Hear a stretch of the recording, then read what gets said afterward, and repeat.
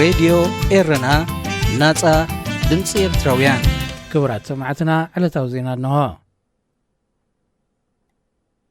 ውድብ ሕቡራት ሃገራት ኣብ ቀይሕ ባሕሪ ነዳዲ ከይተዝሩቕ ተሰጊኣ ካብ ዝጸንሐት ዝተበላሸወት መርከብ ጽዕነታ ከኣልይ ከም ዝጀመረ ካብ የመን ዝተመሓላለፈ ዜና ኣመልኪቱ። እቲ ውድብ ኣብታ መርከብ ካብ ዝነበረ ዘይተጻረየ ነዳዲ ናብ ማያት ቀይሕ ባሕሪ ቅድሚ ምዝራቑ ንኸኣልዮ ንዓመታት ጎስጓስ ከካይድ ምጽንሑ ዝፍለጥ እዩ። ኣብዚ ብ325 ሓምለ ዝጀመረ መስርሕ ልዕሊ 1 ሚልዮን በርሚል ነዳዲ ካብታ መርከብ ክእለ እዩ። ወኪል ሕቡራት ሃገራት ኣብ የመን ዳቪድ ግሪዝሊ ብዛሃቦ መግለጺ ኣብ ዓለምና ሓደ ካብ ዝኸፍአ ምብካል ኣከባቢ ከስዕብ ካብ ዝኽእል ፍጻሜ ንምድሓን ሓያሎ ሃገራት ዓለም ብዝገበሮ ናይ $121 ሚልዮን ፋይናንሳዊ ደገፍ እቲ መስርሕ መጓዓዝ ጀሚሩሎ ክብል ሓቢሩ። ካብ 2015 ዓመተ ምህረት ጀሚሩ ጽገና ከይተገብረላ ዝጸንሐታ ዝዓነወት መርከብ ዝጸዓነቶ ነዳዲ ክዘርቕ ብምጅማሩ ንኤርትራ ሓዊስካ ቀይሕ ባሕሪ ዘዋስነን ሃገራት ን25 ዓመታት ዝጸንሕ ከቢድ ጥዕናውን ቁጠባውን ዕንወት ከውርድ ተኽእሎ ከም ዝነበረ ሕቡራት ሃገራት ብተደጋጋሚ ከጠንቅቕ ጸኒሐ እዩ።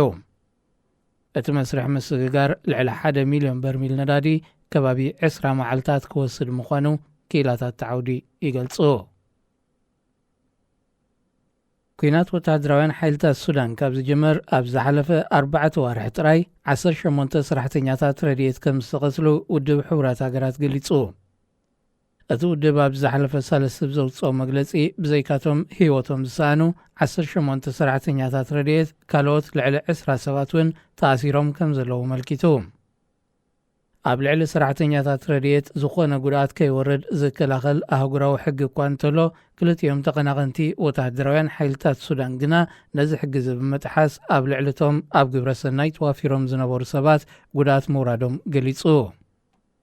ብውሕዱ ኣብ 50 መኽዘናት ተቐሚጡ ዝነበረ ረድኤት መግብን ሃለቕቲ ነገራትን ብዕጡቓት ከም ዝተዘምተ ዝገልጽ ውድብ ሕቡራት ሃገራት ልዕሊ 200 ናይ ጽዕነት መካይን እውን ከም ዝተዘምቶ ሓቢሩ። ብሓምዳን ዳግሎ ዝምራሕ ምልሻ ፈጣን ሓይልታት ንብረት ህዝብን ረድኤትን ዘሚቱ ተባሂሉ ንዝቐረበሉ ክሲ ሰበስልጣናቱ የቕሬታ ብምሕታት መርመራ ከካይድሉ ምዃኖም ገሊፆም እዮም።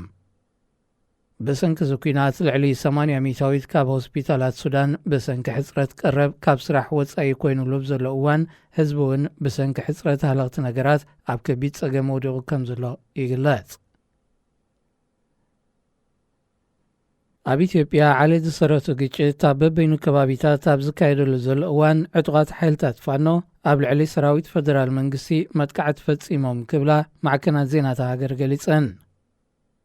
ኣብቲ ዝሓለፈ ዓርቢ ኣብ ሰሜን ሸዋ ዝርከብ ዓለም ከተማ ዝተባህለ ከባቢ ዝተፈጸመ መጥቃዕቲ ኣባላት ሰራዊት ፈደራል ኣብ ሰዓታት ወጋሕታ ስፖርታዊ ልምምድ እናካየዱ እንከለዉ ዕጡቓት ሓይልታት ፋኖ ሓደጋ ከም ዝወደቑዎም እዩ ዝግለጽ ዘሎ። ኣብቲ ጋጣሚ ቁፅሮም ብልክዕ ዘይተገልጸ ወተሃደራት ከም ዝሞቱን ከም ዝቆሰሉን ተሓቢሩ። ኣብቲ ከባቢ ዓስኪሩ ዝነበረ ሰራዊት ፈደራል ነቶም መጥቃዕቲ ዝወረዶም ኣባላቱ ረድኤት ንምሃብ ምስ ሓይልታት ፋኖ ንነዊሕ ሰዓታት ዝጸንሐ ውግእ ከም ዘካየደ ክግለጽ እንከሎ ነቲ ፍጻሜ ብዝምልከት ግና ብመንግስቲ እታ ሃገር ወግዓዊ መግለጺ ተዋህበሉን። ኣብ ሰሜናዊ ክፋል ሸዋ ኣብ መንጎ ሰራዊት ፈደራልን ሓይልታት ፋኖን ውግእ ክካየድ ኣብቲ ዞባ ልሙድ ምዃኑ ዝገልጹ ነበርቲ እቲ ከባቢ ብ19 ሓምለ እውን ካብ ከተማ ጎንደር 30 ኪሎ ሜትር ርሒቑ ዝርከብ ቦታ ብዝተኻየደ መጥቃዕቲ 3 ኣባላት ፖሊስ 3 ሚሊሻታትን 6 ወተሃደራትን ከም ዝተቐትሉ ሓቢሮም። መንግስቲ ኢትዮጵያ ምስ ሕወሓት መስርሕ ሰላም ንምዕዋት ሓያል ጻዕሪ የካይድ ከም ዘሎ ይገልጽ እኳ እንተኾነ ኣብታ ሃገር ኣብ ከከባቢኡ ብብሔር ተወዲቦም ወተሃደራዊ ዕጥቅታት ሒዞም ዘለዉ ሓይልታት ግና ገና ክቆጻጸሮም ከም ዘይከኣለ እዩ ዝግለጽ። ዜና ኣብዚ ይፍጸም።